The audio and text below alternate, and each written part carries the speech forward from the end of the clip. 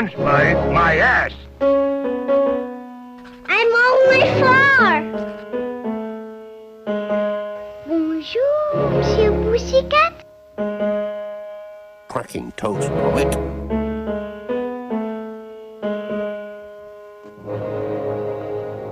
Start spreading the news. Hello, everyone, and welcome to the short podcast about short films. I'm your host, and we are discussing the Academy Award for Best Animated Short. Today's episode is about the 23rd year of the award at the 27th Academy Awards, which celebrates the films of 1954. Today's guest is an award-winning film editor and also happens to be a very good friend of mine. Please welcome Luke Gill. Hello, Luke. Hello, thank you. Oh my gosh, I got an award mention on this podcast. Yes. What am I, fucking celebrity? Yes, you have won an award for your film editing. It counts. I've got three. Oh yeah, three total awards. Can't believe you'd undersell me like this. Ugh. You have a multi-award-winning film editor. I'm no bum. It was shit. Anywho. Anyway, well, thank you for coming on, and tell us, what is your familiarity with the Best Animated Short category? So my familiarity with it is about as long as my familiarity with like the Oscars, which is essentially just like back in, I'd say, 2012, 2013 is when I kind of first was really sort of introduced myself to it in general and became interested in it. And as a result, I was sort of interested in the animated short category as someone who is very much kind of an animation enthusiast and appreciator. I've only been sort of like here and there with keeping up with the shorts most of the time, but the ones that I'm able to like get easy access to, I usually try to watch as much as I can. Though anything sort of before like the 2013 era of like the Oscars, I'm still somewhat unfamiliar with it, except for like the ones I'd seen before even knowing about them. Yeah, that's the story for a lot of people on this podcast. Like a lot of people like either have no familiarity outside of like Pixar shorts and stuff, and like just happening to watch a Tom and Jerry thing when they were a kid, or like some people like, oh, they got into it just recently. And of course, I have a lot of my Oscar friends on this podcast who are like, oh, once it got in the Oscars, then I started being aware of the category, but I don't know a thing before I started. And so, yeah. But that's what this podcast is about. It's about introducing people to these usually rather obscure shorts, or it's even in this early era when we have things like Mickey Mouse and Donald Duck and Tom and Jerry and all that. There's still some rather obscure stuff, which we'll get into. There's a couple obscure things in here. But yeah, with that, we will get into these nominees. We have 5 to discuss this year. Our first nominee and the year's winner is When Magoo Flew, directed by Pete Burness. This is the second win and 10th nomination for Steven Bosustow and UPA in only 7 years, which is tied with Walt Disney for the fastest to get 10 nominations. Though Walt also got his 13th nomination in his 7th year, so it doesn't feel that special. And he had also gotten 7 wins at that point. The point is, don't compare yourself to Walt Disney. This is also the 3rd nomination and first win for Mr. Magoo. Yes, Magoo fever is sweeping the nation, and everyone is tripping over themselves to see the latest Magoo short. They can't wait to find out what this nearsighted old man will confuse for another thing next. Yes, I make the same joke about Mr. Magoo confusing one thing for another thing each time he comes up, but he also makes the same joke every single time, so don't blame me, blame the goo. Anyway, When Magoo Flew is about Mr. Magoo wanting to see a movie, with the posters referencing a previous UPA film and Oscar nominee, The Telltale Heart, now The Tattletale Heart, starring Theodora Parmalee, a play on the director Ted Parmalee. However, Mr. Magoo ends up at the airport and ends up on a plane, thinking it's the theater. And when his seat neighbor, a robber in disguise, abandons his briefcase when trying to hide from a cop, Magoo seeks to return it to him, exiting the plane in the process and walking all along the outside. Luke, start us off. What did you think of When Magoo Flew? So one thing I'd kind of like to sort of preface is actually I had never seen a Mr. Magoo short before this one previously, and not much in terms of like UPA's work either, besides like the Telltale Heart, because I'm more knowledgeable about UPA's history than I am their shorts, so this was kind of like new for me. And it was a really, really nice surprise, honestly, because I knew what the concept of Mr. Magoo was, which was just nearsighted man mistakes everything and then hijinks ensues. And I was like, that seems like a pretty one note joke kind of character thing. Mhm. But honestly, it's actually pretty entertaining because I think they find ways to mix it up in ways that are sort of like, some of them are a bit of a reach, but some of them are pretty fun. And one thing I think that I especially really enjoyed is, I think in terms of like comparison to all the other shorts in this category, is like UPA's specific like art direction and design, because Mhm. it's very like angular and more geometric looking than kind of the Disney or Warner Brothers shorts, and it looks really, really nice. I love the color work in this, and I love just the way it looks visually in that sense. And it was just generally really kind of more chillax and fun in comparison to the other ones that are more like out there zany specifically. Mhm. Yeah, like UPA, like even in these somewhat tiring Mr. Magoo shorts, or their style is still so divine. As the character designs are all really good. I love the way Mr. Magoo looks. Like he's just such a perfectly drawn character, or he's just like that's the perfect old man design. And Mhm. for this short specifically, this is actually probably my favorite Magoo short because it's actually a little bit entertaining. I almost laughed at it, and it's like I think it just really like it's probably the most extreme example of a Magoo short, at least of what I've seen, where it's just like he is walking on the outside of a plane. He is getting right up to the propellers. There's one point where he like slides down the front of the plane, and like in front of the pilots and stuff, and they're just terrified. And it's just like th- this is good. This is a good Magoo short. All right, and it's just like and I don't know what it is that makes that really like I guess it must be that, but it's just like I don't understand why other Magoo shorts aren't as funny to me or as enjoyable as this one is. It's just like, why can't more of you just be like this one? Like, why can't you just be funny? But Hmm. it's just how it is sometimes. It's just like I really like the bit where it's just like there's the what so after Mugu gets on the plane, it's like he's like, oh, the movie's starting, and then it's like the cop talking to the stewardess is about the robber. It's like he thinks that's just the plot of the movie when it's just what's actually happening. And that's good. That's a really funny thing for me. I also really like this. It's like a throwaway joke, but like when the cop is talking with like the flight attendant, he's like, "I'm looking for a man," and then she's like, "Oh yeah, me too." It's just like dumb little like throwaway jokes like that. They're just like a lot funnier than they really have any right to be. Yeah, that flight attendant is just really she has a great personality, and just like the two or three lines she gets as just Yeah. like as like there's a part where it's just like I she's describing the guy to the cop as like the hat glasses. It's like yeah, and it's like never seen him. uh, yeah, I really like kind of how in many ways like there is like an actual plot going on, but like Mr. Magoo is just like a thing that just shows up and like messes with the entire like situation, because it's like, in many cases it's like, oh, funny hijinks ensues because of like this joke character that comes into the fray, but like Mr. Magoo is just kind of doing his thing. He's not even like trying to like start up hijinks. He's just like, oh, you forgot your hat, here you go, Mhm. and then leaves. And then this man is probably going to jail because of something that Mr. Magoo has like no idea of what happened.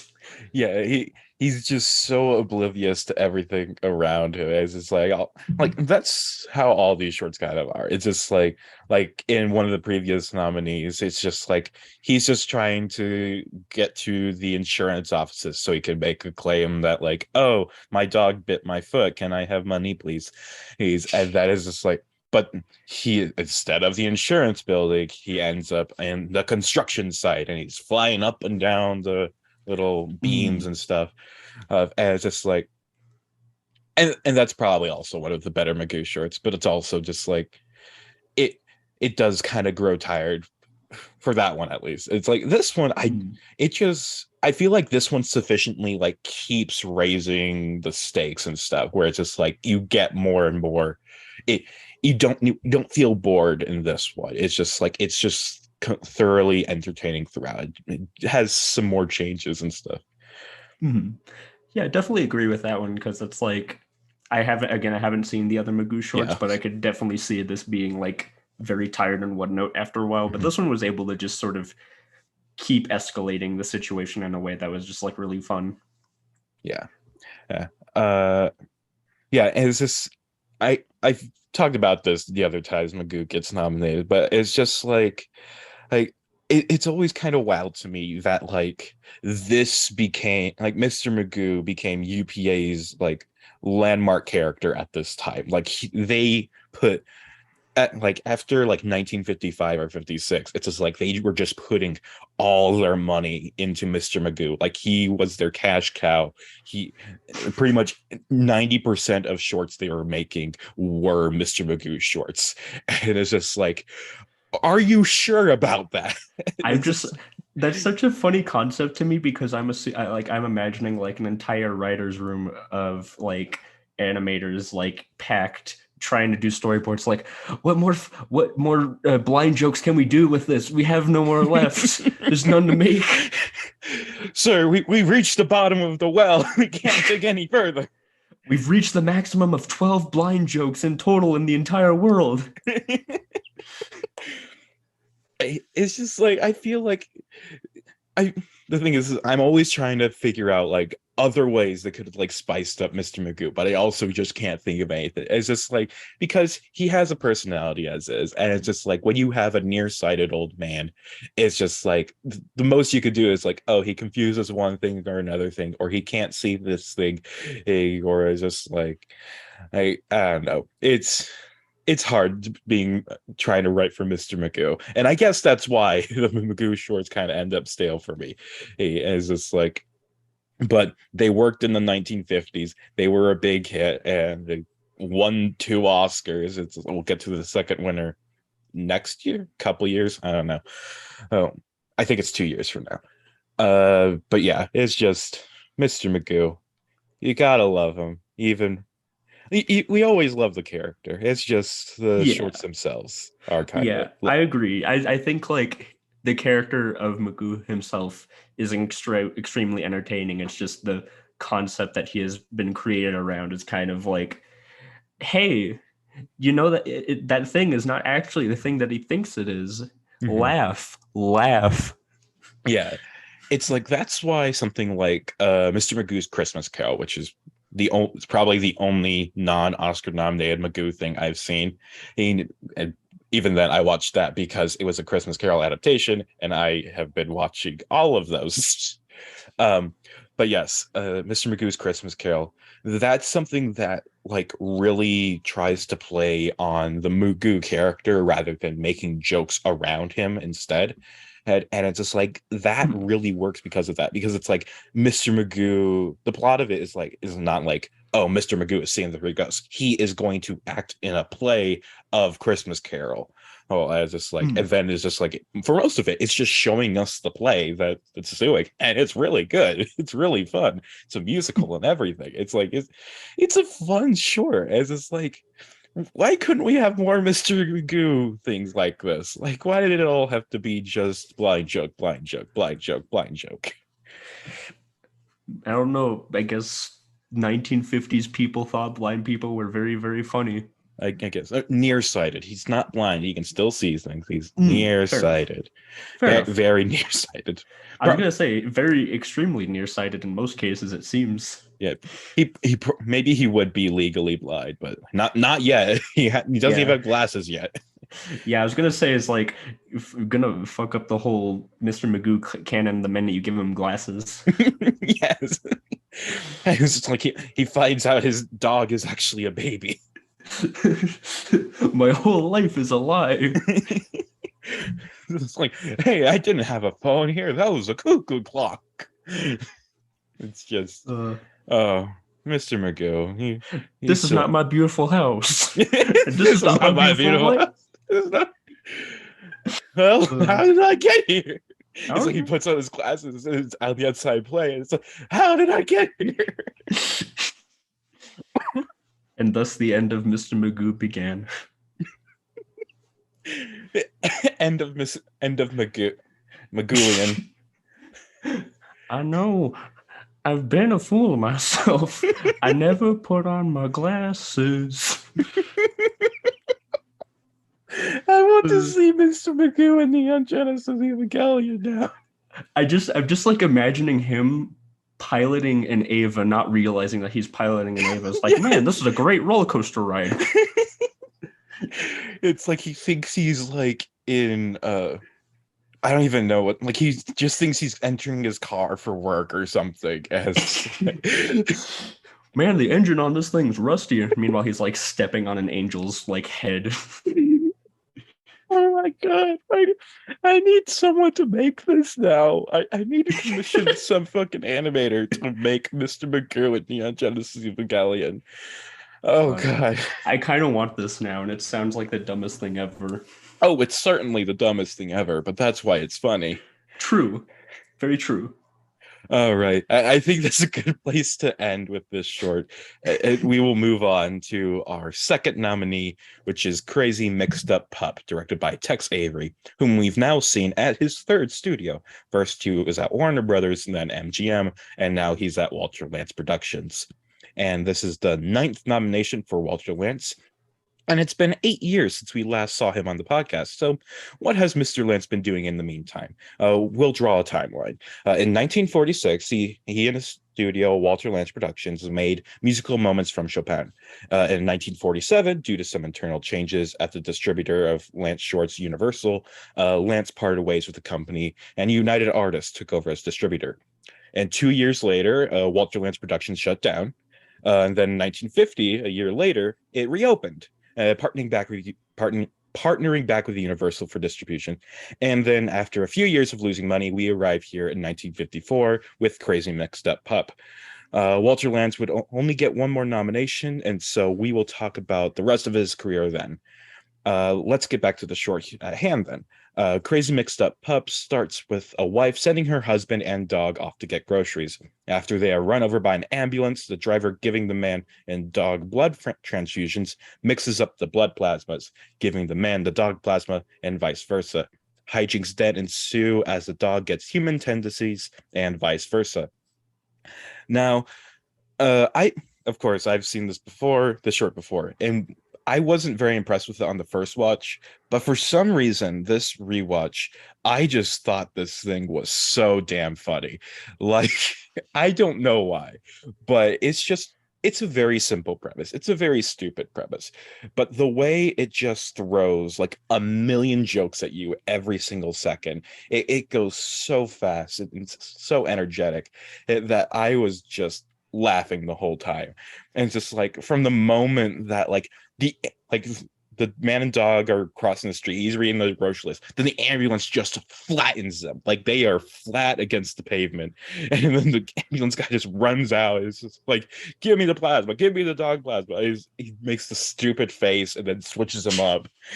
It's just like this short nose is very stupid and plays into that so well. Like this, oh god, I had a blast with this. What about you, Luke?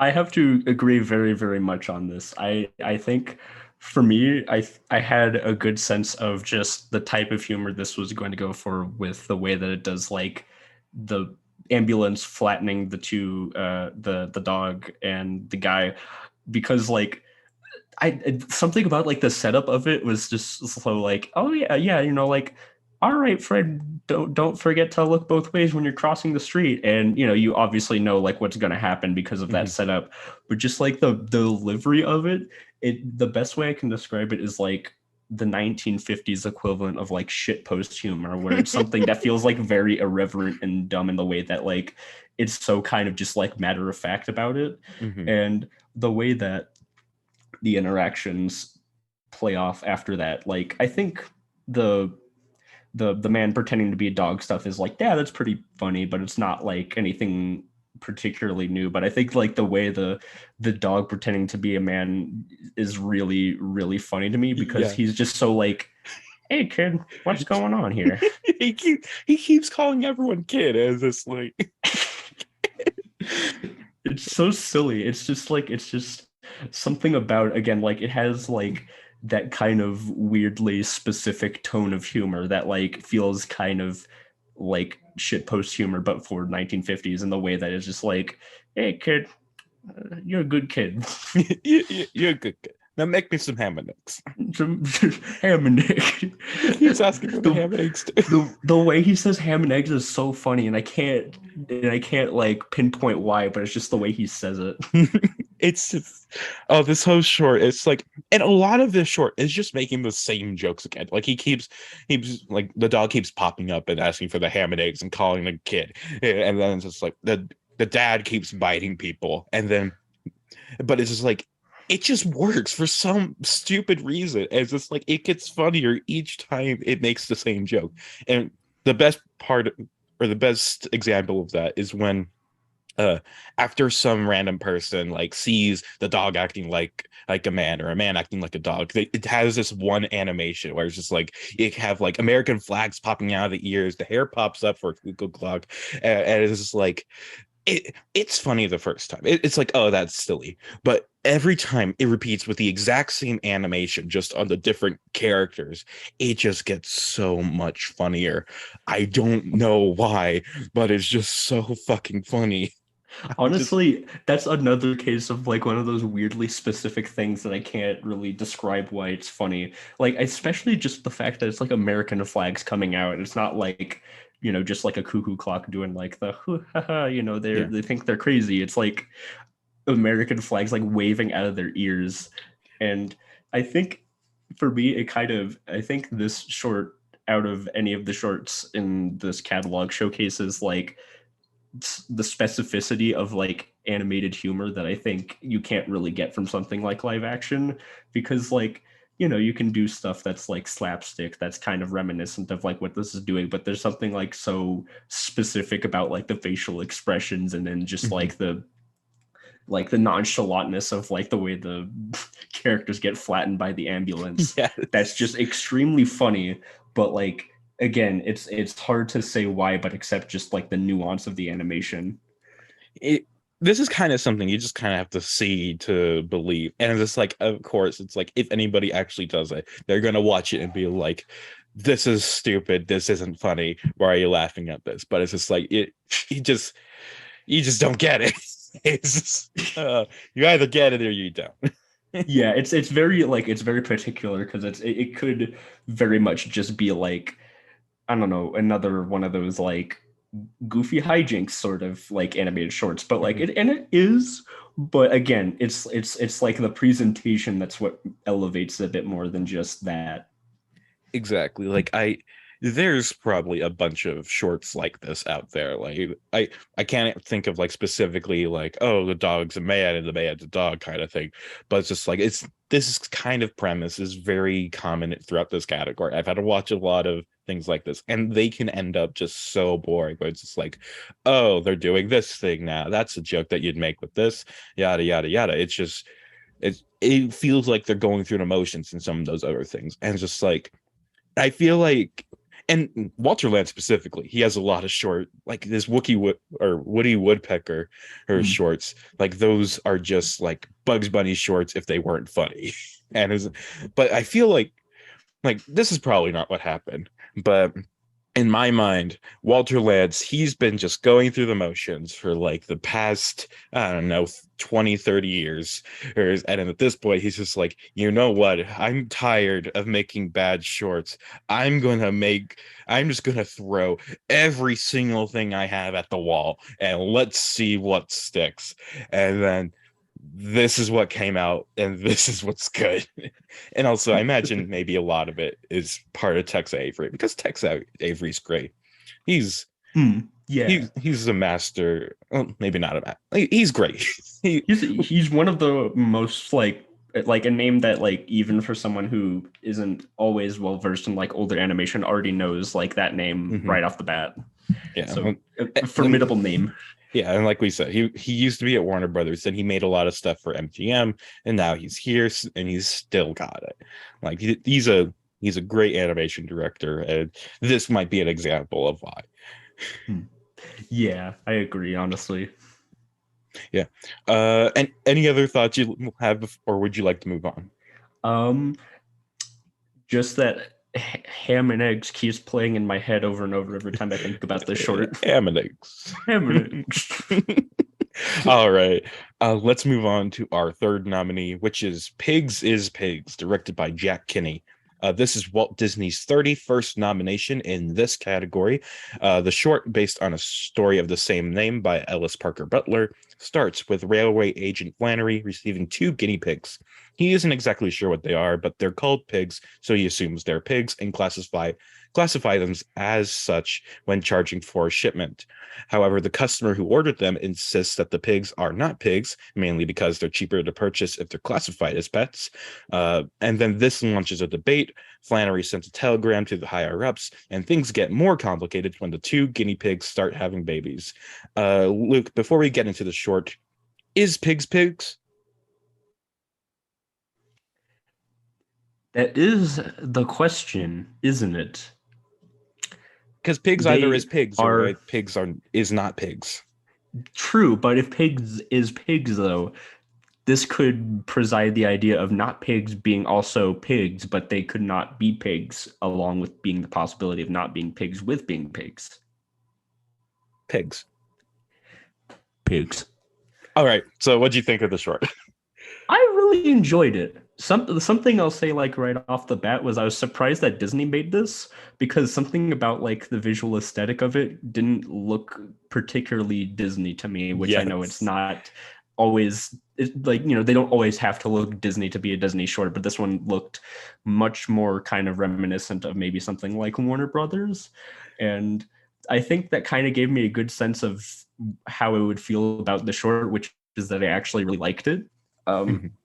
Because for one, I think it's just kind of like it's just such a funny little like small like thing that you never think about, but like it's then becomes like the basis of this entire sort of like, are guinea pigs technically pigs? And then the whole joke is essentially kind of like bureaucratic process to have like a decision on like such a nothing question. And it's really funny. And also, I don't know why all the characters are Irish. It seems very Irish specific. And I'm wondering if it's because of, you said that it was based on a short story, if that has anything to do with it. I did notice that. I wasn't sure if this thing is because it's like an American writer. I think it's American story, but it's just like, I guess it's Irish. They decided to make it Irish. Yeah, and I wasn't sure if like that like specificity of that had anything to do with like the story itself, or if it was just because they were like, we feel like making this one with Irish characters for some reason.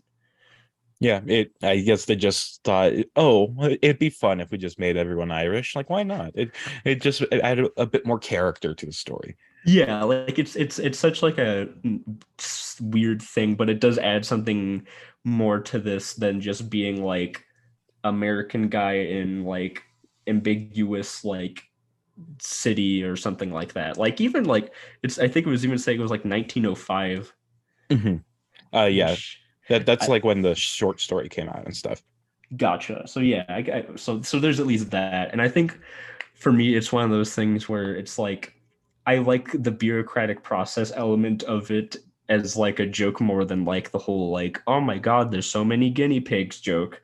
Mhm. Because for one, I'm like, how like because it's a short time isn't really established in a way that's like particularly like tangible. So it's like, did 5 weeks just take place over the course of this entire short?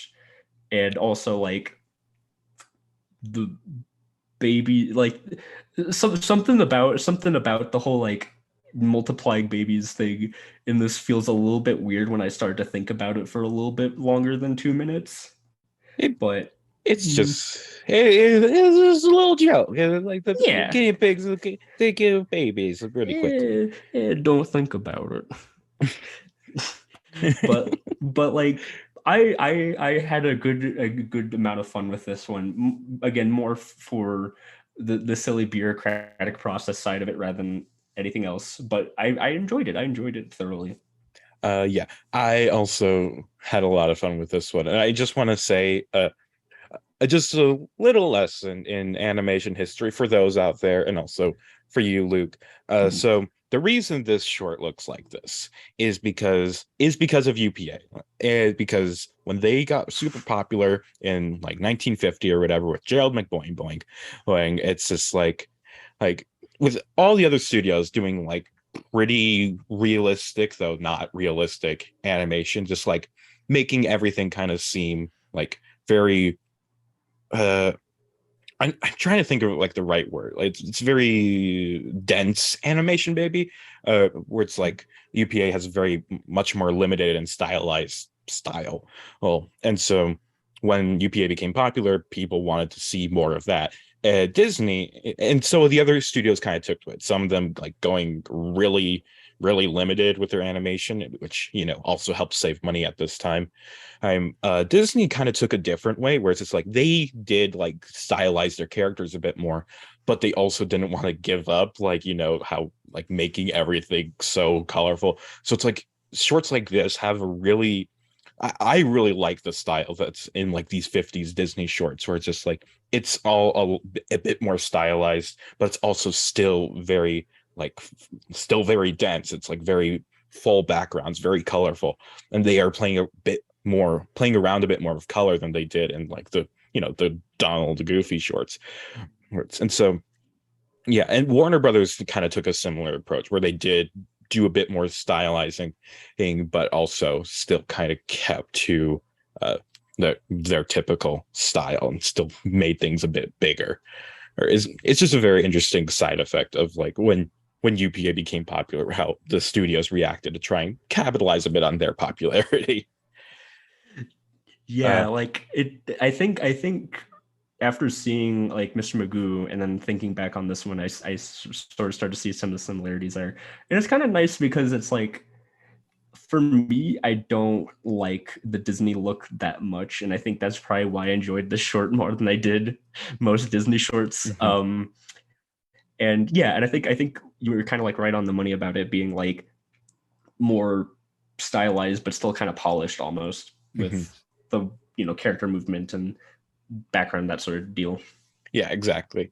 Uh, and it's just like you didn't like the Disney look so much, and neither did the animators at Disney who would go on to make UPA. Like literally, it's like from the 1941 Disney animators strike, a lot of those animators left Disney and went on to form UPA as it's like out of kind of contempt for the Disney style and wanting more things like the Dover Boys at Pimento University specifically is like one of the shorts that they cited. Hmm. Right. And so yeah, it's great. It's so interesting seeing how things kind of like the butterfly effect and stuff, how things are connected. It's always fun. But yeah, back to the short. I just had a lot of fun with it. I love like the music and stuff. Like Oh I yeah, think actually. I think the music is like just this like standard piece of music. Like it's not something they made specifically for this, but it's just really bouncy and fun. And I just I just like this whole thing. This is a fun, cute little short. It's like the guinea pigs are really cutely animated. First of all, it's like Yeah, they're yeah. Like it's not like overly cutesy like Disney can be sometimes, but it's just like they're just so little and they're so cute. They got them little dot eyes too. Yeah, exactly. Which guinea pigs do have in real life, but yes, they just look cute. It's just Just like little guys. it's seeing them multiply, and I know you did like the so many guinea pigs jokes, but I thought it was just funny seeing Flannery try to like first he just tries to add a little bit more onto the box, and then they're already overflowing that, and then you've got him just dropping like whole heads of cabbage into like his different drawers, which are all just filled with guinea pigs, and it's Yeah. just like I think there's a kind of fun in the absurdity of just how many there are because there's no way like in real life they don't multiply that fast, but it is funny how they multiply in Yeah. this. I will say, even though I wasn't the biggest fan of just that side of it, I love the joke that it builds up to, which is like, oh, at least I don't have to take care of any elephants. And then it cuts to elephants coming into the station, and he's like, oh, shit. Yeah.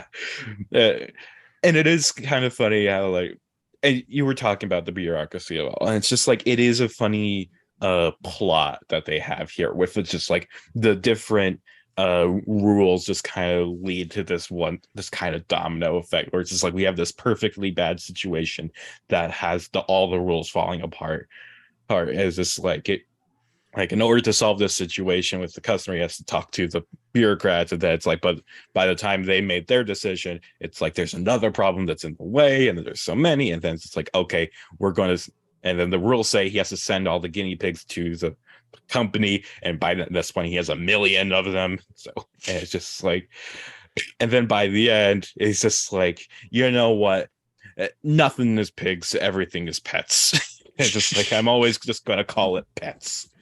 Everything is pets. Pets is pets. Pets is pets. Yeah. It's just it's a fun short, fun, cute short that I enjoyed. Yeah, I agree. Same here. All right. And that sounds like a good place to move on to our fourth nominee, which is Sandy Claus, directed by Friz Freeling. This is the 8th nomination for producer Edward Seltzer at Warner Brothers, as well as the 4th nomination for Sylvester the Cat, 3rd nomination for Tweety Bird, and 2nd and final nomination for Granny. Sandy Claus has Granny taking Tweety to the beach, which is what one does with a caged bird, which happens to be exactly where Sylvester is currently fishing. When finding no luck there, Sylvester spots Tweety and sets his sights on eating the bird. But then the tide comes in, stranding Tweety in the middle of the water, and plenty of beach-related hijinks ensue as Sylvester tries and fails to save Tweety. Now I thought that this was just kind of a whatever short. like I this like it's just a standard Sylvester Tweety Granny short. As I've talked before about how I don't really like the segmented way that these shorts specifically end up being, where it's just like, oh, it's one joke, and then it stops to set up the next joke, and then it stops again to set up the next joke. And it's just like there's no flow through the short. It's just gag 1, gag 2, gag 3, gag 4, the end, and it's just like, and it's fine. It still ends up with some fun parts, but at the end, it just doesn't end up being as enjoyable as the some of the other shorts that we've been talking about today. It just ends up kind of bland for me. What about you?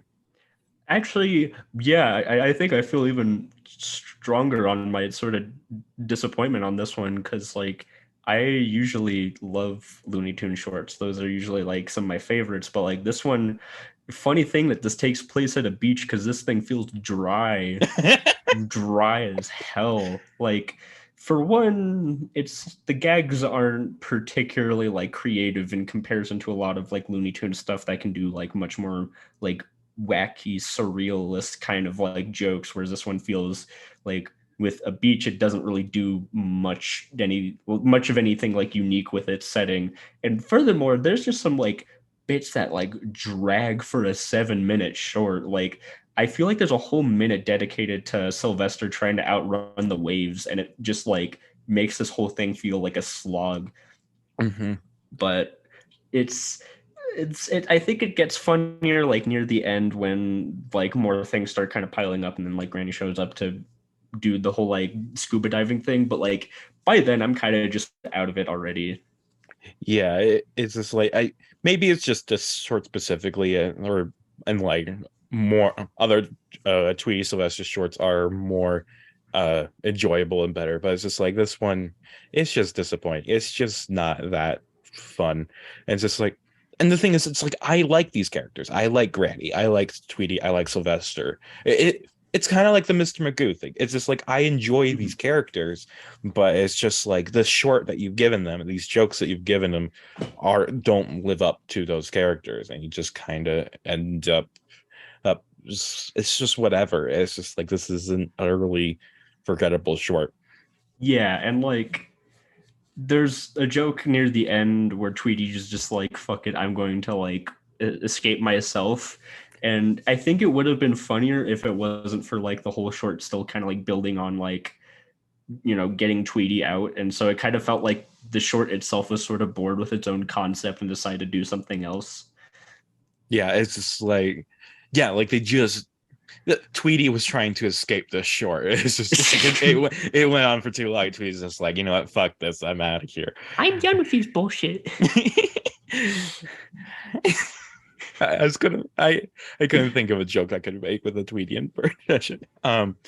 But yeah, this is just it just it feels like they were just trying to throw something out there. They didn't put much thought into this short. They're just like, okay, we gotta make another Tweety Sylvester short. What do we got here? The beach? Sure. We'll try and make some jokes for a beach. Like it feels like there's more thought in the title of the short than the actual short itself. Yeah. Because it's like, oh, Santa Claus, Sandy Claus, Sandy Claus like on a beach, and Claus like a cat. Yeah. Oh, Sandy Claus. I get it. She's Sandy. Sandy Claus. God. But yeah, like outside of that, it just feels like, oh, just them doing their thing, but not fun. Yeah. There's nothing much to really say here. It's just a disappointing short. And some of my other guests who I've had on the Tweety Sylvester episode when that he's been nominated is just like they seem to not really care about Tweety as a character or Sylvester as a character. But I'm more generous. I think they've had some good shorts. They've had some good nominees, but it's like this ends up kind of slow and not so good. Yeah. All right. And that's a good point to move on to our fifth and final nominee, which is Touché Pussycats, directed by William Hanna and Joseph Barbera.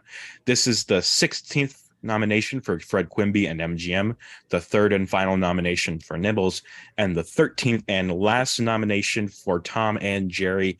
Dear God, it's over. The reign of Tom and Jerry has ended. Let's hold a moment of silence for these fallen giants. That's long enough. Though the end of nominations for Tom and Jerry really shows how much trouble the industry is in at this point, and we can quickly get into why. Though I'll go more in depth in the bonus episode at the end of the decade. With the advent of television, film studios were having a hard time getting guests into theaters, and it became more and more expensive to make films as they were getting less and less profit. And so one of the first things cut was animation, of course, as the cost to profit ratio was just too lopsided. For Tom and Jerry specifically, MGM stopped making new shorts for them in 1957, just 3 years after this short. And as they realized that just re-releasing the old shorts made them the same amount of money as new shorts, with no production costs to make up for. MGM would later bring back Tom and Jerry in 1961, but as Hanna-Barbera were a bit busy changing the world of television animation, they brought on Gene Deitch and later Chuck Jones to make more Tom and Jerry shorts for cheap during the 60s, until MGM once again stopped producing Tom and Jerry shorts in 1967. Anyway, where were we? Yes, Touché Pussycat, which is a sequel or perhaps a prequel to previous winner The Two Musketeers, is about. And it's about Jerry the Mouse is trying to train Nibbles to be a Mouseketeer, teaching him sword fighting and chivalry, but Nibbles doesn't seem to be cut out for the Mouseketeers. Can Nibbles prove himself against the great Tom the Cat? We'll find out. Luke, what did you think of our final nominee? So this is actually one of the only ones that I had seen before doing the podcast, because for people who know about this, or I don't even know if this is like still a thing that goes on, but like in the middle of the day on Cartoon Network, they would occasionally show like Looney Tunes and Tom and Jerry shorts just like on random. And this is one of the ones that I saw back when I was like still a kid in like elementary school. And it was very fun to be like, oh wait, I do remember this one, because like the thing I remember most was Nibble speaking French, which was like the funniest thing to me as a child for some reason. And also realizing that this was made in it was a CinemaScope, I think, which was interesting because the way I saw the short was I don't know if it was pan and scan, but it basically was something to that extent. And looking back at it now, realizing that's what it was like, oh man, that must have been a really tight frame to get that to work.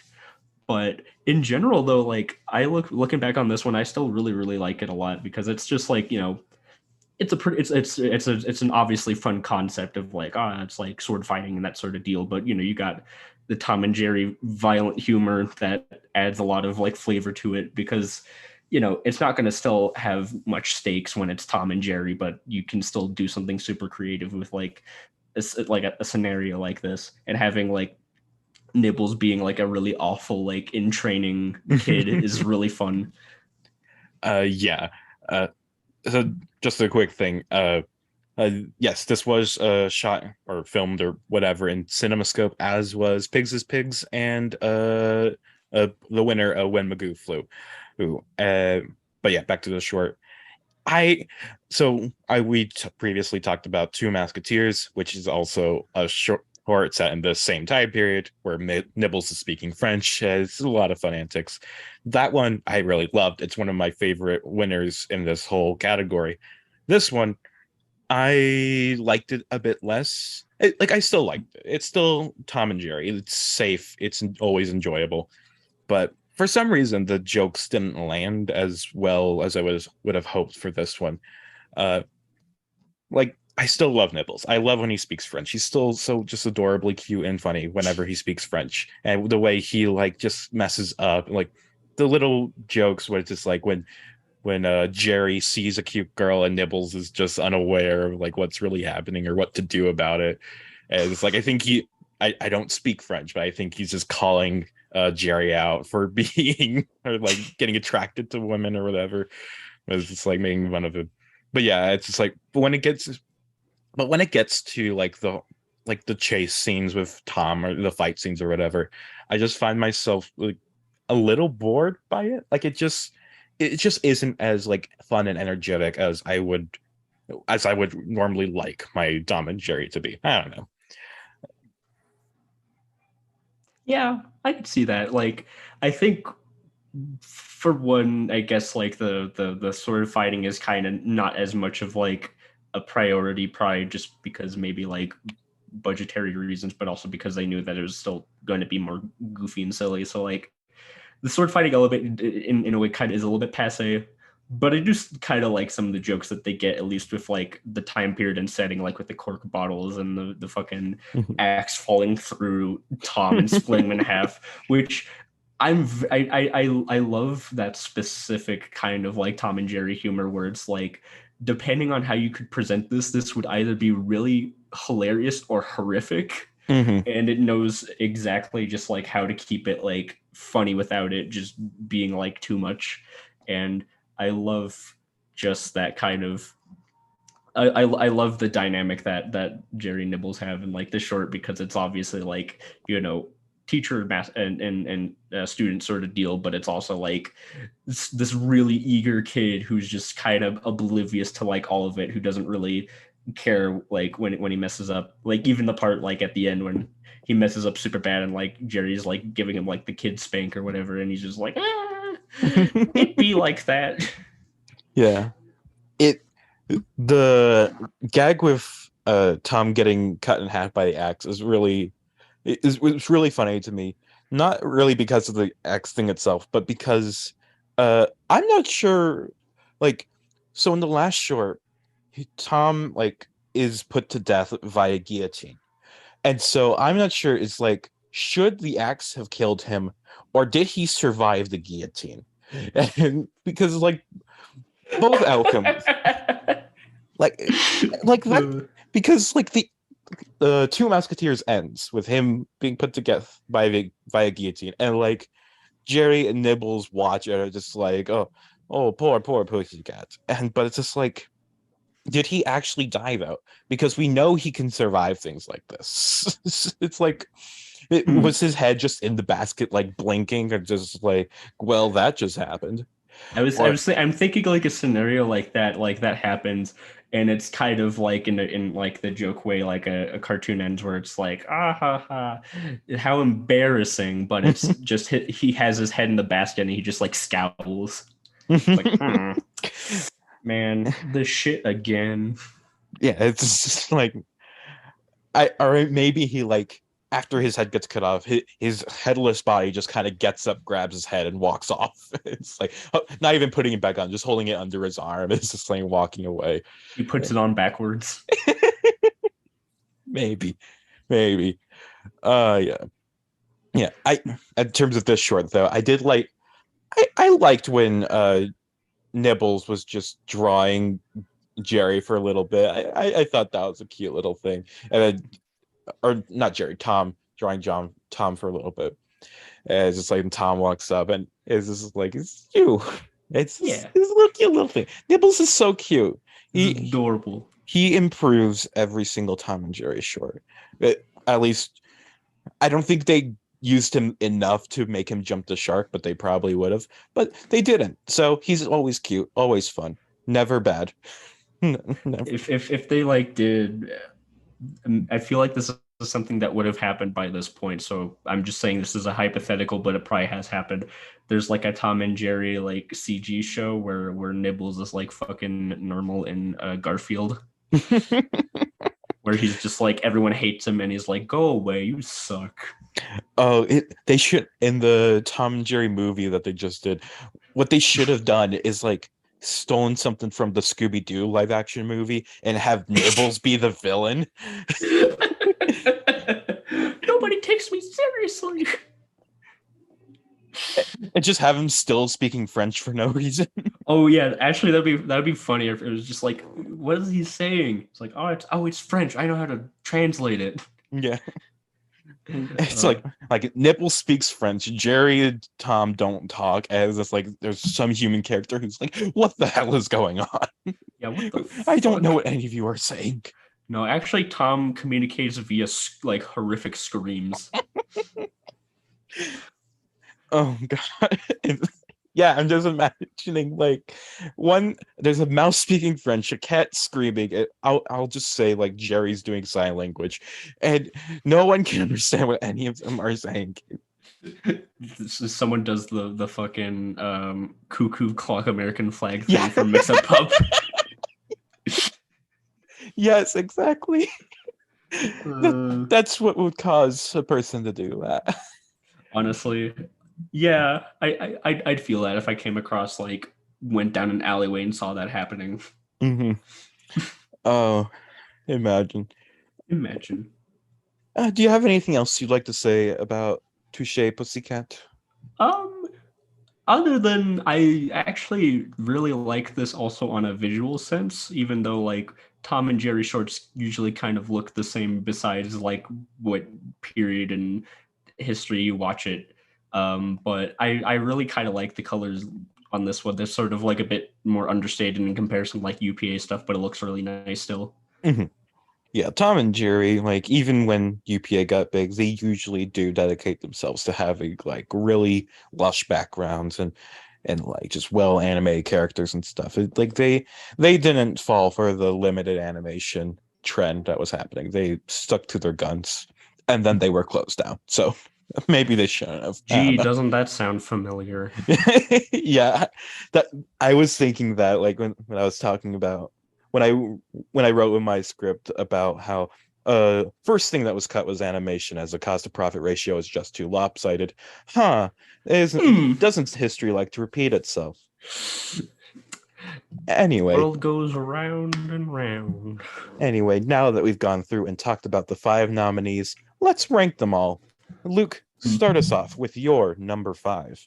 My number five would have to be Sandy Claus because, yes, in comparison to all the other shorts, this is the only one that I did not like, and I'll leave it at that. My number five is also Sandy Claus, which is just I didn't dislike it, but it's also just, it's nothing. It's a nothing short. It just exists. I'm not sure why it got nominated because there's plenty of other shorts that were popular.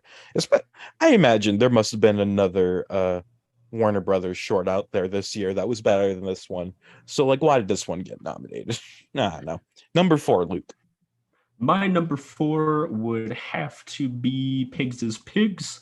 I did like it quite a bit, and is more just in the case of smile like small preferences. As most of these, I kind of feel about sort of the same, but like this one, I'd say I put it number four mainly just because the actual guinea pig side of it is not the most interesting, but it is still a very good short and looks very very nice. My number four is Touché Pussycat. Like I still like it. It's still Tom and Jerry, but it's just not as good as other Tom and Jerry shorts. And it's just not as good as the other shorts nominated this year. So it ends up at number four. What's your number three? My number three would have to be Mixed Up Pup. I really thought this might be like the funniest one I'd say out of all the shorts, and it is very very very entertaining in a lot of its ways, and I do like its presentation. I think for me, it's one of those things where, again, kind of like with Pigs is Pigs, there's one element of the short that's funnier than the other element because of the two things that are going on. But I think this one works for me more because I think there's a decent amount of funny stuff kind of on both ends of the spectrum, but it is still a little lopsided, I think, in that area. My number three is When Magoo Flew. Uh, and I just realized that our top twos are completely different. But anyway, Hmm. Magoo Flu is really it's probably the best Magoo short, which makes it an okay short. It's fine. It's good. It's enjoyable. But I didn't love it. And so it's like, but Mr. Magoo, you just take the fact I liked it. Just celebrate that. Number two. My number two, I would have to say, is Touche Pussycat, actually. I think for me, it's a case of maybe possibly being a little nostalgic for it, but also I still think this one is very entertaining, especially in its characterization, if nothing else. And I do really, really like a lot of the gags in this one, even for how kind of slightly understated they are for Tom and Jerry's stuff. Like, I think that characterization is still really, really fun, in my opinion. All right. My number two is Pigs is Pigs, and I just love this one because it's just so cute. It's just so fun. It's so gorgeous to look at. I just had a grand old time with this. It's just a very fun short. And your number one. My number one is When Magoo Flew, and I guess for me it was I was sort of surprised because again, like it's sort of a one note concept, obviously with the character, but I think for me a lot of it is down to more kind of vaguer things like the aesthetics and the general vibe of it. Because I think if nothing else, there's something weirdly cozy about this one that doesn't do anything super crazy wacky like the other ones do. And while that could be sort of not as entertaining for other people, I found it really really just like nice and kind of fun to just look at sort of the design and character work going on there. And there's still a lot of funny stuff. I think for me, it's the strength of just the character itself rather than like the joke concept that he's built around in, and how like the sense of, I guess, like, for lack of a more specific word, like atmosphere and and the aesthetics work in a way that's like really, really nice. Mhm. And my number one is Crazy Mixed Up Pup, which is, like we said, it's a very simple concept. It's not the best animated short out there, but what it is very stupid in a way that I really loved. It is so fast and energetic. It's just like it. I just found myself laughing so hard at this stupid short about a guy and his dog who traded blood, and then now they're like that. It's so it's stupid, but it's just really really fun.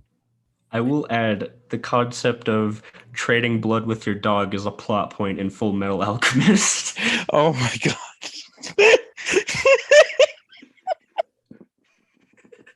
Oh no. Sorry, I had to say that. Oh god. No, why? I'm just imagining the American flag thing. It's just like Fucking Edward just seeing the dog monster and just doing the American flag cuckoo clock.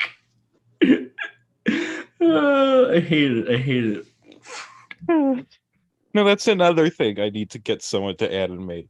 Mr. Magoo and the Genesis Evangelion, and the fucking Full Metal Alchemist guy doing the cuckoo clock American flag thing. Okay. So that's our rank. Edward, make me some eggs. Hey, aim and eggs. You Give me good an eggs, kid. Edward. You're a good kid. You good kid. I'm surprised how different our ranks were. Like the only thing we agreed on was that Sandy Claus was number 5. Yeah, and I mean, honestly, I feel good that we both agreed that that one was kind of not very good, if nothing else. Yeah, at least we agreed on that. Yeah, But yeah, even that, I feel like we did actually agree on a lot of them. It's just to different extremes, so that the ranks ended up different. yeah. Honestly, like if I were to like give shorts like the rank, like an actual ranking, like I think everything past Sandy Claus would more or less be like the same sort of ranking. Mm-hmm. It's just very small like preferences. Yeah. All right. So before we end our show, are there any final thoughts you'd like to share, Luke, or anything you'd like to promote? In terms of promotion, something I will say is, for anyone who watches YouTube, you should look up a horror short film called Staring Back. It was a little micro short film that I edited, and would be greatly appreciated if you could check out and give your thoughts. Other than that, that's all I have. All right. Well, you didn't even tell me about that I was on YouTube. I'm gonna watch that right after we record. You should do it. It's on Letterboxd too, I think. Yeah, I actually did just go to Letterboxd and try to like find the page. Why to log in? Like when I actually watched it. But yeah. Well, thank you, Luke, for coming on the show, and thank you, listener, for tuning in. This has been the short podcast about short films. Until next time, goodbye.